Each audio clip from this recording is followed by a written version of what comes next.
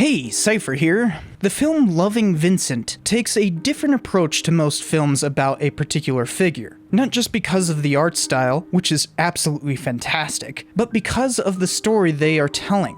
They made room for a lot of fictionalization, but also to explore one of the enduring mysteries of Van Gogh's life. Oh, and before we start, there's a bunch of French names in this one, so I'll mispronounce these words as best I can. Dang it. Now, D nice.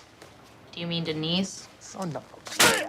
And by the way, I've seen some Brits get mad about pronouncing Van Gogh's name, but you guys are also mispronouncing his name. It's Van Gogh, but I'm just going to stick with Van Gogh. Vincent van Gogh was a melancholic child. He grew up loving to paint, but also troubled by what the art world wanted. This was a time of realism in the arts. They sought to reproduce sight as accurately as possible. The closest one got to abstraction was Romanticism. But Van Gogh chafed at these standards. He was painting since his earliest years, but he did not initially seek to become an artist. Instead, he became part of the family business in art dealing, beginning in 1876. But after only a few years, he was fired. He also failed to become a pastor, which was another familial tradition. He even tried missionary work in a Belgian coal mining district. Because he decided to live in squalor during this, in 1880, the church fired him too. He sank into deep depression. He later wrote, "My youth has been austere and cold, and sterile under the influence of the black ray." That black ray drove him forward, but would always be with him. While languishing with miners in Belgium, he started drawing random stuff. One of the miners thought it was really good and told him to make it a career. This was exactly what Van Gogh needed. And with that, he was off to the races. Staying at his family's home for a bit, he spent much of that time chasing his widowed cousin, taking it to the crazy extent of sticking his hand in a lamp's fire to see her, but he was rejected. He became a student under another cousin of his, Anton Mauve. Van Gogh shacked up with a prostitute known as Seine, and this became too much for his family, so he moved back with them. While there, he started courting a neighbor named Margot Begeman. When their families didn't want them to marry, Margot tried to commit suicide. Van Gogh became distant from her. One of the peasants that was modeling for him became pregnant, aggravating the community leadership. This forced him to turn to landscapes. After moving to Antwerp and suffering bouts of STD-caused sickness, he joined an art academy in 1886. Only a couple months later, into his studies, he left because of creative differences, and instead headed to Paris to live with his brother, Theo van Gogh. Vincent and Theo were close, but they did fight periodically, so Vincent ended up moving out a year later, but continued to correspond with his brother at an incredible rate, and Theo would be the only one buying his work for the rest of his life. While in Paris, Vincent van Gogh became familiar with the contemporary art world. He knew the emerging movement of post-impressionism and a number of artists associated with it. Many of them would stay together and drunkenly socialize. Much of his work reflects this close affiliation, and he is often identified as a post-impressionist artist. After all that craziness though, Van Gogh felt the need to seek a peaceful respite. He went to Arles in southern France. He was happy there, and eventually another post-impressionist artist named Paul Gauguin came to stay with him. Gauguin was a bit of a blowhard. While they had much drunken fun, they often ended up bickering. The quarrels came to a head in late 1888, and Gauguin left for the night. Van Gogh cut off a chunk of his own ear and gave it to a prostitute. He was found unconscious in the street and taken to a hospital. He claimed to have no memory of doing this. The doctor treating him said, "I certify that 6 months ago, the man named Vincent van Gogh, aged 35, suffered an attack of acute mania with generalized delirium. At that time, he cut off his ear." He was sent back to his home in Arles to recover, but he turned around 2 months later and admitted himself into an insane asylum. He had a beautiful view there that inspired perhaps his most famous piece, The Starry Night. Starry, starry night,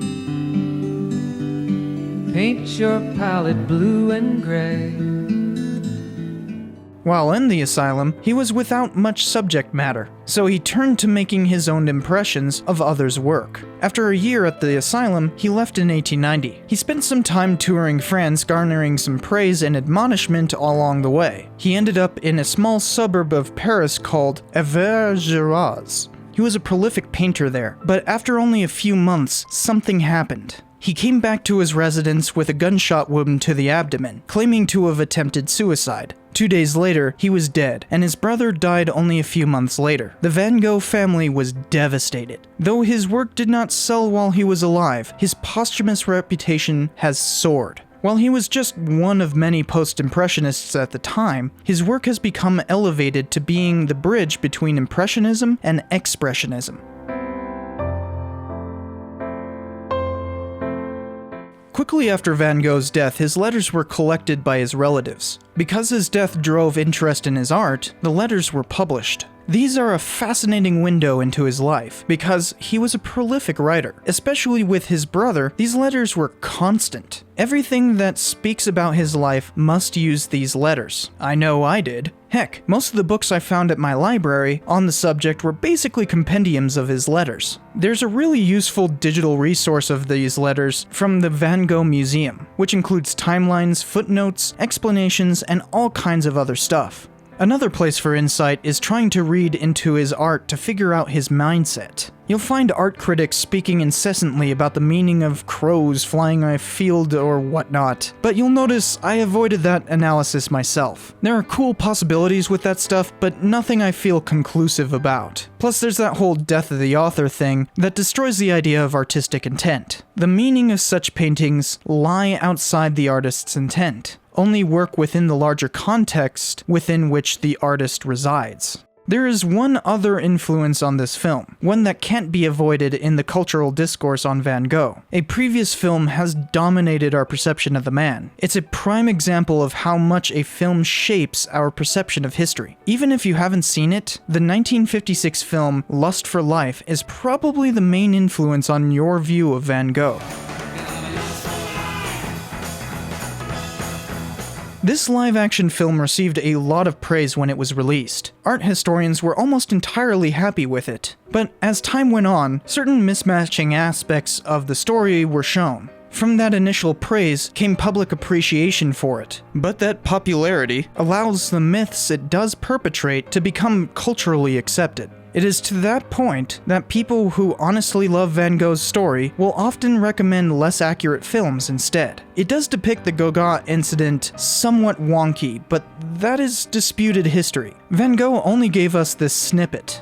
Did I terrify him? In short, why doesn't he give me a sign of life? Gogh maintained that Van Gogh had attacked him with a razor. The movie, on the other hand, implies that there was an unrequited love interest. This is probably the most controversial part of the film. It's to the point that later historians have expressed happiness in finding Van Gogh to not be gay. Let's just avoid that debate and say it's controversial. But a new wrinkle developed half a century later. The consensus view was that Van Gogh committed suicide, which Lust for Life continued. But that was challenged in 2011. These two said Van Gogh was murdered, given the angle of the gunshot. You see, that's too low an angle. For what? He would have had to have fired the gun with his outstretched toe. They were raked over the coals for challenging the consensus. Van Gogh had clearly claimed it was suicide, but they questioned this. Perhaps he was kindly covering for someone who didn't know what they were doing. It must have been someone else. It must have been. So Lonely Vincent resorts to hanging around with drunken teenagers and he gets shot. Or he shoots himself in despair at his lonely life. The result is the same. Loving Vincent attempts to cover these questions, but without answering them.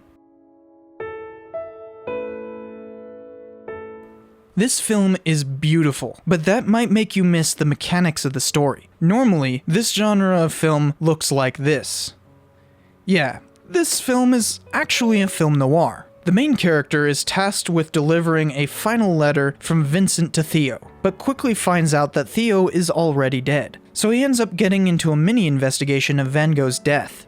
You see how it can address these questions. A classic trope of film noir is, even if the mystery gets solved, there is never a satisfactory answer. What is it?